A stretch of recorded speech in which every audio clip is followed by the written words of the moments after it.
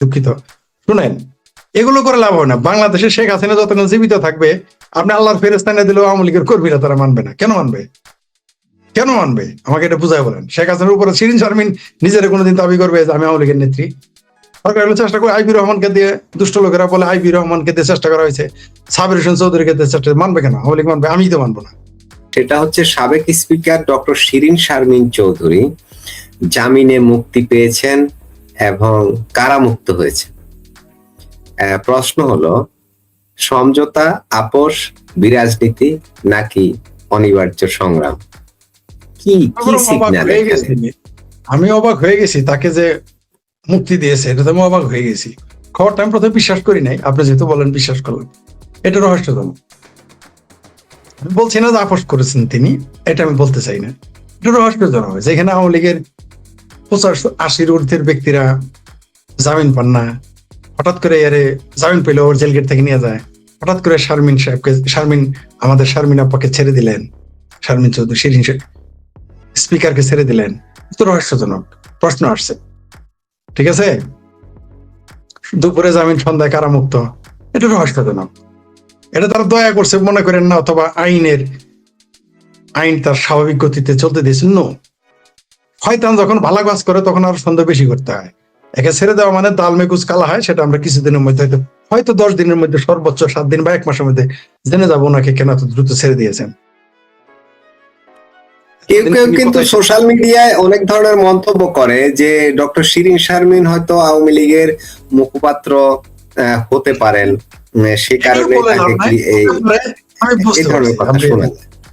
আমি ইন্টারাপ্ট করে দিলাম, সরি। আপনি হোস্ট, ইন্টারাপ্ট আমি আপনাকে করে, আমি দুঃখিত।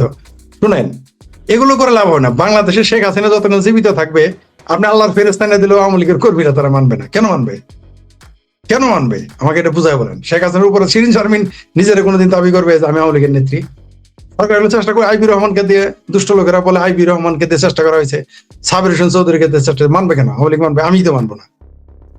আমি তো আওয়ামী লীগ করি না, আমিও তো মানবো না। শিরিন সে আওয়ামী লীগের কে? তারাই মানবো? শেখ হাসিনা জীবিত আছে এখন, তাকে কেন মানতে যাবো? কি কারণে মানবে? আমাকে এটা বুঝায় বলেন। সরকার চেষ্টা করতে পারে, কিন্তু এটা কাজে খাটবে না। এই তথাকথিত সব সরকারি চেষ্টা করে, এর সাথে আমলেও চেষ্টা করা হয়েছিল বিএনপি ভাঙিয়ে ফেলার জন্য, টুকরা টুকরা করার জন্য। এর সাথে সেক্রেটারি তার বই লিখছে, সেটা আমি পড়েছি। তখন দুই দলকে, সেনাবাহিনী দেখেন কত খচ্চর, সেনাবাহিনী বুদ্ধি দিয়েছিল সব দলকে ধ্বংস করে দেন। তখন বলছিল না, একটা দলকে টিকিয়ে রাখতে হবে। কোন দল? আওয়ামী লীগকে টিকিয়ে রাখো। তখন বিএনপি কে ভাঙার চেষ্টা করেছিল। এমন কোন চেষ্টা এর সাথে করে নাই দল ভাঙার জন্য। বিএনপি কে ধ্বংস করতে পারছেন আপনি? কোন নেতৃত্ব মেনে নিয়েছে? এই যে 16 বছর বিএনপির কোন নেতা ছিল না, তারেক রহমান চলে গেছিল, খালেদা জিয়ার খুঁজে পাওয়া যায়নি। বালুর ট্রাকে সরাইতে পারেনি তারা তাদের অফিসের সামনে থেকে। পারছিল? পারে নাই। তো সেই দলকে আপনি ভাঙতে পারছেন? বিএনপি তো, আওয়ামী লীগ তো কম চেষ্টা করেন, ভাঙতে পারছেন? পারেন নাই। তাহলে আপনি কিভাবে আওয়ামী লীগকে ভাঙবেন? আওয়ামী লীগের মতো একটা দল, যে দল বিএনপির চাইতে স্ট্রং, সবসময় ছিল, এখনো স্ট্রং, সেই দলকে কেউ মানবে? শেখ হাসিনা জীবিত, সজীব অজিত জয় জীবিত। এখন বলবেন যে পরিবারতন্ত্র হইলো, এই দেশ তো পরিবারতন্ত্রই মানবে, আর কি মানবে আপনাকে? এই মহাদেশ পরিবারতন্ত্রে চলে, আপনি চাইলেই হবে? আপনি চাইলেই ভাঙতে পারবেন? বামপন্থীরা সাফা মারে পরিবারতন্ত্র ভাঙবো, ওরা নিজেরাই তো পরিবারতন্ত্র করে রাখে। বউ জামাই মিলা সভাপতি সেক্রেটারি, বউ জামাই মিলে এমপি মন্ত্রী, বউ জামাই মিলা সব দলের সবকিছুই তারা ভাঙতে পারবে? শালা দুলাভাই খালু মিলে দল করে, বান্ধবীরে দলের নেতা বানায়, নাহলে গার্লফ্রেন্ডের বানায়, নাহলে বউরে বানায়। এরা পারবে? এরা আবার বলে যে আত্মীয়করণের বাইরে, যে সিন্ডিকেটের বাইরে যাচ্ছে, মানে সিন্ডিকেট বলে, এটা পারিবারিক সিন্ডিকেট। তারা পারবে? বাংলাদেশের শিরিন চৌধুরীকে কেন মানবে? আমাকে বুঝাই বলেন। আওয়ামী লীগের কেন দেয়? আওয়ামী লীগের একটা কর্মী তাকে সমর্থন দেবে, একটা ভোট। আওয়ামী লীগের একটা কর্মীও তো তারা ভোট দেবে না, মানে তার দলের প্রধান হিসেবে ভোট দেবে। সরকার এটা করতে পারে, কিন্তু এটা বুমেরাং হবে, এটা তাদের ব্যর্থ হবে। সাবির হোসেন চৌধুরীকে দিয়ে পারে নাই, আইবি রহমানকে দিয়ে পারে নাই, শিরিন চৌধুরীকে দিয়েও পারবে না, পারার কথাও না। যতক্ষণ শেখ হাসিনা জীবিত আছে, আপনি শেখ হাসিনার কোনো বিকল্পই নাই। শুধু শেখ হাসিনার বিকল্প দলের না, বাংলাদেশও নাই, প্রমাণ হয়ে গেছে। এখন আওয়ামী লীগ তো বলতো, আমরা বিশ্বাস করতাম না। আওয়ামী লীগ বলতো শেখ হাসিনার বিকল্প নাই, এটা তখন আমরা বিশ্বাস করিনি। কিন্তু এখন তো প্রুভ হয়ে গেছে, বাংলাদেশ চালানোর জন্য শেখ হাসিনার বিকল্প নাই। শেখ হাসিনা হচ্ছেন একজন ক্রাইসিস ম্যানেজার। শেখ হাসিনা প্রমাণ করে দিয়েছেন, শেখ হাসিনা না, এরাই প্রমাণ করে দিয়েছে, যারা এখন ক্ষমতায়, এবং যারা 18 মাস ক্ষমতা, 17 মাস ক্ষমতায় ছিল, এখন যারা 1.5 মাস, বিএনপি এবং জামাত জোট এবং আমার ভাবির পোলারা, ইউনূস সরকার, এই আদম ব্যাপারী প্রমাণ করে দিল শেখ হাসিনার বিকল্প নাই। শেখ হাসিনাই হচ্ছেন ক্রাইসিস ম্যানেজার। এদের ওনার বাইরে এরা যেতে পারবে না, এটা প্রমাণ করে দিতে। যারা দেশ চালাইতে পারে না, শেখ হাসিনা ছাড়া দেশ চললেও না, তো একটা দল চালাইতে পারবে? স্পিকার দিয়ে এর কথা কে মানবে? কেউ তো মানবে না। উনি দলের নেতৃত্ব নিলে আওয়ামী লীগ তো খুঁজেই পাবে না। সারা দেশে মিলে আপনি একজন 1,00,000 বলি নাই, 1,000 বলি নাই, 101 জন আওয়ামী লীগের একজন কর্মীকে হাত উঠাতে বলেন, দেখি শিরিন শারমিনের পক্ষে ভোট দেয় কিনা। এটা কি সম্ভব? সম্ভব না। আমাকেও যেমন আওয়ামী লীগের সভাপতি বানালে কোনো কাজই হবে না, 5 পয়সার মূল্য নাই, কানাকড়ির মূল্য নাই, তার বেলা তাই কোনো মূল্য নাই। কেন আপনি আওয়ামী লীগের ওখানে এটা চেষ্টা করবে, এটা বহু চেষ্টা করতেছে কম মারতে, এবং আওয়ামী লীগের ঐক্যবদ্ধ, বরং তারা আরো বেশি শেখ হাসিনার তারা তারা নিবেদিত হচ্ছে। এবং আমাদের ভবিষ্যতে তারেক রহমানের প্রধানমন্ত্রী হওয়ার মধ্যে দিয়েই তো প্রমাণ হয়ে গেছে যে তারেক রহমান আগামীতে সজীব ওয়াজেদ জয় প্রধানমন্ত্রী হবে। এই কথাটা বলার জন্য একটা চ্যানেল আমার বক্তব্য রেকর্ড করে আর ছাড়ে নাই। এই যে এখন যেটা আপনার এখানে বললাম, আমার এই কথাটা বলছি আমি শুধু যে তারেক রহমানের প্রধানমন্ত্রী হওয়ার মধ্যে প্রমাণ হয়ে গেছে সজীব ওয়াজেদ জয় আগামী বাংলাদেশের প্রধানমন্ত্রী। বাদ দিয়ে দিচ্ছে, প্লটই দেয়নি। যাই হোক, সেটা অন্য বিষয়। যেটা বলতেছিলাম, এটা মানবে না সরকার। এটা তথাকথিত এই মুসলাকা সরকার চেষ্টা করতে পারে, এই সরকার যেমন সব কাজেও ব্যর্থ হয়েছে, এই কাজেও ব্যর্থ হবে। আওয়ামী লীগ তার স্বরূপেই ফিরবে, শেখ হাসিনার নেতৃত্বেই ফিরবে। এখন বলবেন যে ন্যাচারাল ডেথ আছে, মানুষের মারা যাইতে পারে, তাহলে তো খুব খুশি হইতে পারে কেউ যে শেখ হাসিনা তো নাই, তাহলে সজীব ওয়াজেদ জয় ফিরবে। তারেক রহমানের মতো যদি লোকের এই দেশের বিএনপিরা মেনে নেয়, তারেক রহমানের বাংলাদেশের সবচেয়ে অযোগ্য নেতা হচ্ছে তারেক রহমান, দলীয় প্রধান হিসেবে, প্রধানমন্ত্রী হিসেবে। তারা যদি বিএনপি লোক মেনে নেয়, তাহলে সজীব ওয়াজেদ জয়কে কেন মানবে না? কেন মানবে না? সুতরাং শেখ হাসিনার পরেও কোন নেতার সুযোগ নাই দলের প্রধান হইতে, সেখানে সজীব ওয়াজেদ জয় থাকবে। সেখানে শিরিন স্পিকার দিয়ে কি শেখ হাসিনার বিকল্প আনা যায়? সম্ভবই না, এটা মানবেই না। শোনেন, যদি বিকল্প করা যেত তাহলে এই যে ইউনূসের বসিয়েছিল যে সারা জীবন ক্ষমতায় থাকবে, টিকতে পারে নাই। আওয়ামী লীগের এই নেতৃত্ব কেমন? আওয়ামী লীগকে আপনি কোনোভাবে চালাকি করে পিছিয়ে করতে পারবেন না। আওয়ামী লীগের তৃণমূল, আওয়ামী লীগের সাধারণ যারা নেতা, বড় নেতাদের আপনি ম্যানেজ করতে পারেন। আবার বলে, আমি কিন্তু বলছি একটা কর্মীও স্পিকারের কে সেনাপতি দলের নেতা মানবে না।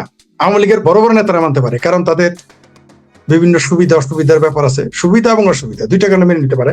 কিন্তু একটা কর্মী হাত উঠাবে না যে তিনি শেখ হাসিনার পরিবর্তে বা শেখ হাসিনার উপস্থিত, শেখ হাসিনা থাকাকালীন কোন আওয়ামী লীগের নেতা এসে দাঁড়াইলো যে আওয়ামী লীগের সভাপতি, কেউ মানবে না। হ্যাঁ মানবে যদি শেখ হাসিনা অর্ডার দেয়, আজকে থেকে তুমি শিরিন চৌধুরীকে নেতা মানো, আজকে থেকে তুমি সাবের চৌধুরীকে নেতা মানো, আজকে থেকে শেখ হাসিনা যদি বলে আমি শেখ ফরিদ ঘোষণা করলাম, সরি আমি শেখ হাসিনা ঘোষণা করলাম যে আইবি রহমানকে মানো, আমি শেখ হাসিনা ঘোষণা করলাম শামীম ওসমানকে মানো, আমি শেখ হাসিনা ঘোষণা করলাম হাসান মাহমুদ, যার কোনো গ্রহণযোগ্যতা নাই বলে কেউ, আমি বলি না, তাকেও নাম বলে মানবে।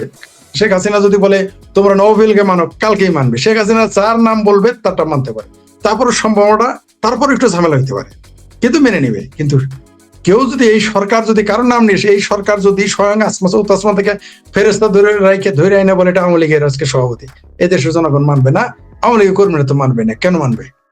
কেন মানবে? বঙ্গবন্ধুর কন্যা শেখ হাসিনা আর অন্যান্য তাহলে পার্থক্য আছে, বহু পার্থক্য আছে, সম্ভব না। এদের বুমেরাং হবে, বুমেরাং হয়ে যাবে। আসলে এরা কি করতে চায় আমরা আর কিছুদিন পরে দেখতে পারবো, কারণ শয়তান যখন ভালো কাজ করে বুঝতে হবে যে আরো 10টা মন্দ কাজ করবে। সেই জন্য আওয়ামী লীগদের আরো সতর্ক থাকা উচিত, যে ওনাকে মুক্তি দেওয়ার ব্যাপারে খুবই সতর্ক থাকা উচিত। জি, ধন্যবাদ।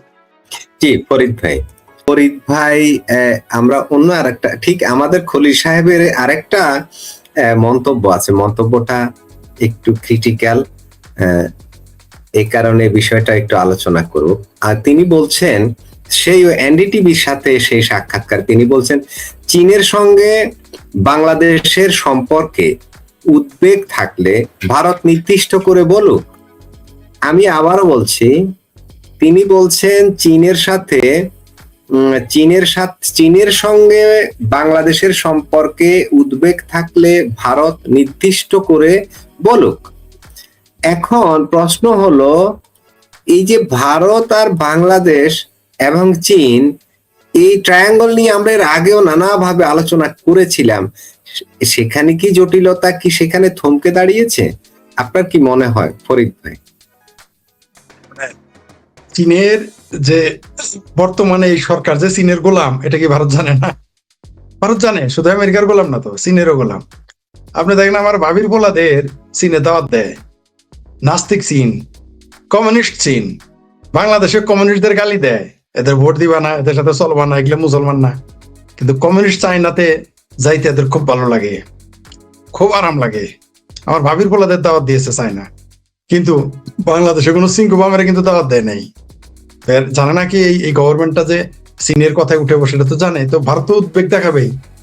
ভারত এই দেশ আমেরিকাপন্থী হওয়ার চাইতে, পাকিস্তানপন্থী হওয়ার চাইতে চীনপন্থী হইলে বেশি উদ্বেগ দেখাবে ভারত। কারণ ভারত চীনকে নিয়েও তাদের কনসার্ন আছে। চায়নার সাথে বাংলাদেশের যখনই কাইটে পিরিতি হবে, ভারতকে বাদ দিয়ে, মানে ভারতকে সাথে রাখলে আবার কিছু বলবে না। তো এই দেশে যারা সরকার, এরা তো চায়নার কথায় কাজ করবে। এটা তো ভারত যেন উদ্বেগ তো দেখাবেই।